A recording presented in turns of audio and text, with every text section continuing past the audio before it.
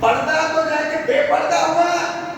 وہ برقع کہتا ہے برقع, وہ کس کاج رہا پورا فراق بیٹے نظر دکھ رہے ہیں. کیا ہے جی وہ برقع کہتے ہیں برقع. کون بولا برقع بولتے ہیں؟ ارے برقع ایسا برقع تیری حیثیت تیری کیفیت تیرا وجود کسی کو پتہ نہ چلے, اس کا نام برقع. ٹائٹ برقع نہیں جس سے پوری باڈی دکھے, جس سے وجود نظر آئے, اس کا نام برقع نہیں ہے. یہ بے حیائی کا کپڑا ہے, بے حیائی کو پھیلانے کا ذریعہ ہے.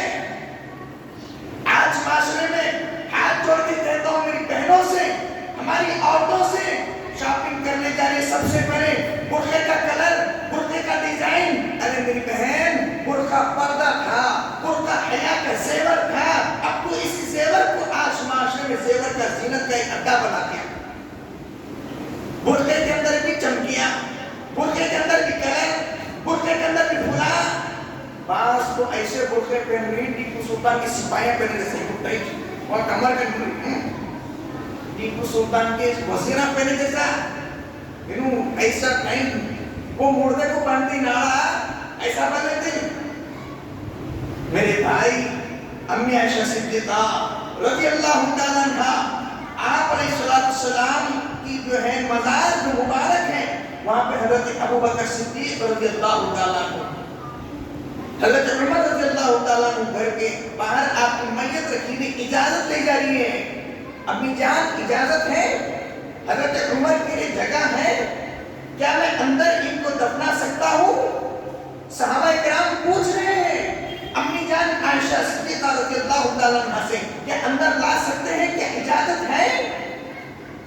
اندر سے آواز آئی امی جان عائشہ کی, ہاں میری تمنا تھی میرے شوہر اور میرے ابا کی یہاں میری قبر ہوتی, لیکن کوئی بات نہیں ہے.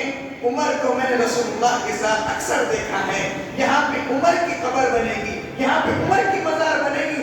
امی جان عائشہ فرماتی ہیں جس وقت میرے حجرے میں رسول اللہ مدفون تھے, میرے ابو بکر ابا جان مدفون تھے, میں بغیر پردے کے آیا جایا کرتی تھی, لیکن جس دن سے ابو بکر کے بعد عمر کو دفنایا گیا, امی جان عائشہ فرماتی اس دن سے میں کبھی بغیر برقعے کے نہیں آئی, قبروں کے پاس بغیر برقعے کے نہیں گئی. آج ہماری عورتوں کو کیا ہو گیا, درگاہ میں جانے کے بعد ان کا دوپٹہ اتر جاتا ہے, درگاہ کو جانے کے بعد ان کی وہاں سے حیا اتر جاتی ہے, ان کا برقع اتر جاتا ہے. میں آپ کو ایک بات بتاؤں, یہاں پہ اسماعیل شہید رحمت اللہ